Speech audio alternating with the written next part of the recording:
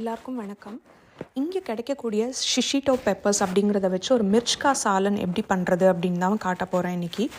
இதுக்கு 2 table spoon அளவுக்கு வேர்க்கடலை, 2 டேபிள் ஸ்பூன் அளவுக்கு பாப்பி சீட்ஸ் கசகசா, 1 டேபிள் ஸ்பூன் அளவுக்கு வெள்ளை எள்ளு, ட்ரை கோகோனட் அதுவும் ஒரு 2 டேபிள் ஸ்பூன், அப்புறம் சோம்பு இதெல்லாம் சேர்த்து நல்லா எண்ணெய் விடாமல் வறுத்து எடுத்துக்கணும்.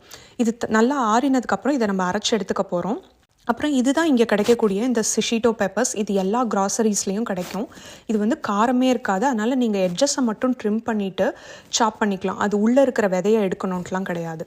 அப்புறம் ஒரு கடாயில் எண்ணெய் சேர்த்து கடுகு ஜீரகம் தாளிச்சிட்டு கூடவே வெங்காயம், கொஞ்சமாக கருவேப்பிலை, இஞ்சி பூண்டு விழுது சேர்த்து நல்லா வதக்கிக்கோங்க.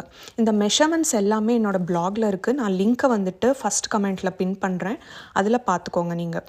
அப்புறமா இந்த ஷிஷிட்டோ பெப்பர்ஸ் சேர்த்து நல்லா வதக்கி விட்டுட்டு இது கூடவே வந்து புளி தண்ணி சேர்க்கணும். நான் 2 டீஸ்பூன் அளவுக்கு புளி பேஸ்ட்டை வந்துட்டு 1/2 கப் தண்ணியில் சேர்த்துருக்கேன். அது நல்லா கொஞ்சம் இந்த பெப்பர்ஸ் வந்து சாஃப்டானதும் நம்ம வந்து ஜீரக பொடி, தனியா பொடி, தனி மிளகா பொடி, கரம் மசாலா எல்லாமே சேர்த்து உப்பும் சேர்த்து அதை வதக்கி கொஞ்சம் குக் பண்ண போகிறோம். எகெயின் மெஷர்மெண்ட்ஸ் எல்லாம் ஸ்க்ரீன்லேயும் இருக்குது, நான் உங்களுக்கு லிங்க்கும் தரேன். இன்னும் கொஞ்சம் தண்ணி வேணும்னா சேர்த்து நல்லா வந்து குக் பண்ணிக்கோங்க.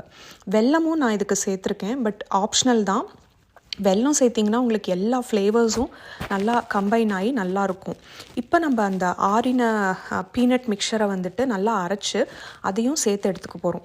இந்த பீனட்ஸ், அதாவது வேர்க்கடலை, எள் இதெல்லாம் சேர்த்து நம்ம போடுறது வந்துட்டு இந்த கறியவே நல்லா ஒரு க்ரீமி டெக்ஸ்சருக்கு கொண்டு வந்துடும். அது நல்லா குக் ஆனதுக்கப்புறம் கொத்தமல்லி சேர்த்து இறக்கிடலாம். இது வந்து சாதத்தோடு சாப்பிட்றதுக்கு ரொம்ப நல்லாயிருக்கும். பட் நீங்கள் இதை சப்பாத்தி கூடயும் ட்ரை பண்ணி பார்க்கலாம். தேங்க்யூ.